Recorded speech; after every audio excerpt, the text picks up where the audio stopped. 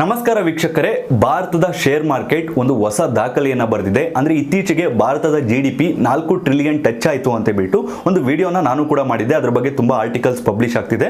But IMF ಇಂದ ಆಗಲಿ ಅಥವಾ RBI ಇಂದ ಆಗಲಿ ಕನ್ಫರ್ಮ್ ಆಗಿಲ್ಲ ಅಂತ ಹೇಳ್ಬಿಟ್ಟು ನಾನು ಆ ವಿಡಿಯೋದಲ್ಲಿ ಕ್ಲಿಯರ್ ಆಗಿ ಕೂಡ ಮೆನ್ಷನ್ ಮಾಡಿದ್ದೆ. ಆದರೆ ಇವಾಗ ಭಾರತದ GDP 4 ಟ್ರಿಲಿಯನ್ ನಿಯರ್ ಬೈ ಇದೆ ಅಂತ ಗೊತ್ತಾಗ್ತಿದೆ.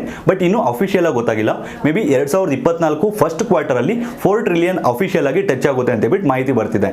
ಆದರೆ ಈ ನಡುವೆ ಒಂದು ದೊಡ್ಡ ನ್ಯೂಸ್ ಬರ್ತಿದೆ. ಅದೇನಪ್ಪ ಅಂದ್ರೆ ಭಾರತದ ಷೇರು ಮಾರುಕಟ್ಟೆ 4 ಟ್ರಿಲಿಯನ್ ಗಿಂತ ಜಾಸ್ತಿ ರೀಚ್ ಆಗಿದೆ ಅಂತ. ಅಂದ್ರೆ ಇಡೀ ವಿಶ್ವದಲ್ಲಿ ಈಗ ನಮ್ಮ ಇಷ್ಟು ದಿನ GDP ವೈಸ್ ನಾವು 5ನೇ ದೊಡ್ಡ ದೇಶ ಆಗಿದ್ವಿ. ಈಗ ಶೇರ್ ಮಾರ್ಕೆಟ್ ವೈಸ್ ಕೂಡ ನಾವು 5ನೇ ದೊಡ್ಡ ದೇಶ ಅಂತ ಹೇಳ್ಬೋದು. ಮುಂದಿನ ದಿನಗಳಲ್ಲಿ 4ನೇ ದೊಡ್ಡ ದೇಶ ಆಗ್ತೀವಿ.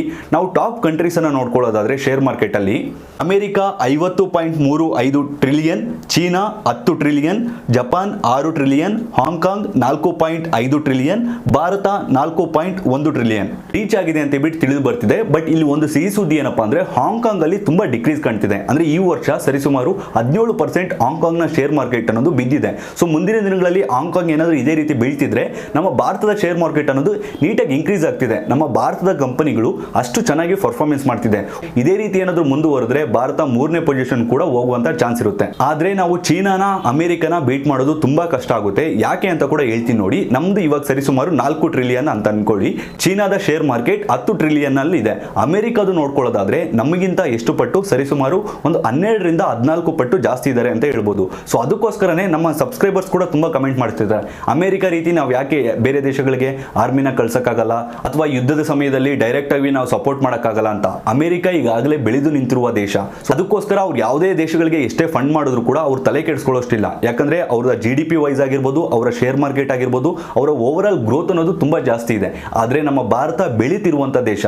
ಹಾಗೆ ನಾವು ಡೈರೆಕ್ಟ್ ಆಗಿ ಯುದ್ಧಗಳಿಗೆ ಏನಾದರೂ ಸಪೋರ್ಟ್ ಮಾಡಿದೀವಿ ಅಂದ್ರೆ ನಮ್ಮ ಭಾರತದ ಗ್ರೋತ್ಗೆ ತುಂಬಾ ಎಫೆಕ್ಟ್ ಆಗುತ್ತೆ, ನಮ್ಮ ಎಕನಾಮಿ ಅನ್ನೋದು ಬೀಳುತ್ತೆ. ಅದಕ್ಕೋಸ್ಕರ ಅವಾಗ್ಲಿಂದ ಕೂಡ ನಮ್ಮ ಭಾರತ ಯಾವುದೇ ಯುದ್ಧಗಳಾದ್ರೂ ಕೂಡ ಸೈಲೆಂಟ್ ಆಗೇ ಇರುತ್ತೆ. ಮತ್ತೆ ನಮ್ಮ ಶೇರ್ ಮಾರ್ಕೆಟ್ ಇಷ್ಟೊಂದು ಇನ್ಕ್ರೀಸ್ ಆಗೋದಕ್ಕೆ ಮೈನ್ ಕಾರಣ ಏನಪ್ಪಾ ಅಂದ್ರೆ ಫಾರಿನ್ ಇನ್ವೆಸ್ಟ್ಮೆಂಟ್ಗಳು ಜಾಸ್ತಿ ಬರ್ತಿದೆ. $18 ಬಿಲಿಯನ್ ಅಷ್ಟು ನಮ್ಮ ಶೇರ್ ಮಾರ್ಕೆಟ್ ಅಲ್ಲಿ ಇತ್ತೀಚೆಗೆ ಇನ್ವೆಸ್ಟ್ಮೆಂಟ್ ಅನ್ನೋದಾಗಿದೆ. ಇತ್ತೀಚೆಗೆ ನಾನು ಹೇಳಿದೆ ಅಮೆರಿಕದ ಪೆನ್ಷನ್ ಫಂಡ್ ಅನ್ನೋದು ಕೂಡ ನಮ್ಮ ಶೇರ್ ಮಾರ್ಕೆಟ್ ಅಲ್ಲಿ ಇನ್ವೆಸ್ಟ್ ಆಗ್ತಿದೆ ಅಂತ.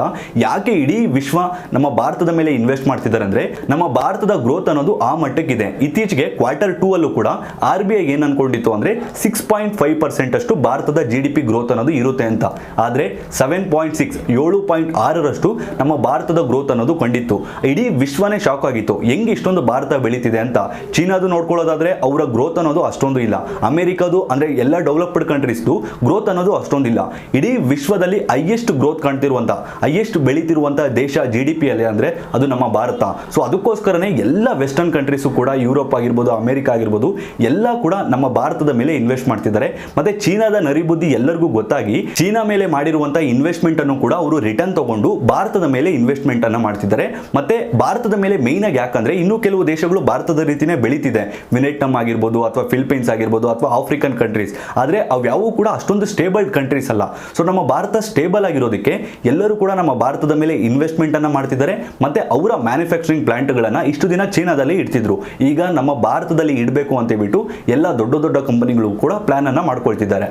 ಏನೇ ಆಗಲಿ ಇದು ಭಾರತ ಹೊಸ ಇತಿಹಾಸವನ್ನ ಸೃಷ್ಟಿ ಮಾಡಿದೆ ಅಂತ ಹೇಳ್ಬೋದು. 4 ಟ್ರಿಲಿಯನ್ ಟಚ್ ಮಾಡಿದೆ. 4.16 ಟ್ರಿಲಿಯನ್ ಈಗ ಭಾರತದ ಶೇರ್ ಮಾರ್ಕೆಟ್ ವ್ಯಾಲ್ಯೂ ಅಂತ ಗೊತ್ತಾಗ್ತಿದೆ.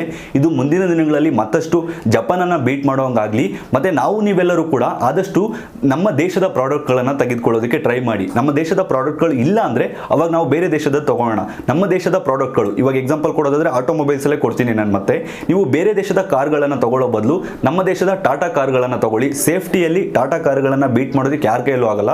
ಮತ್ತೆ ಮಹೀಂದ್ರ ಕಾರ್ಗಳನ್ನ ತಗೊಳ್ಳಿ. ಸೊ ನೀವು ನಮ್ಮ ದೇಶದ ಪ್ರಾಡಕ್ಟ್ ಎಷ್ಟು ತಗೊಳ್ತಿರೋ ಅಷ್ಟು ನಮ್ಮ ಭಾರತ ಅಭಿವೃದ್ಧಿ ಆಗೋದಕ್ಕೆ, ನಮ್ಮ ಕಂಪನಿಗಳು ಅಭಿವೃದ್ಧಿ ಆಗೋದಕ್ಕೆ ಹೆಲ್ಪ್ ಆಗುತ್ತೆ.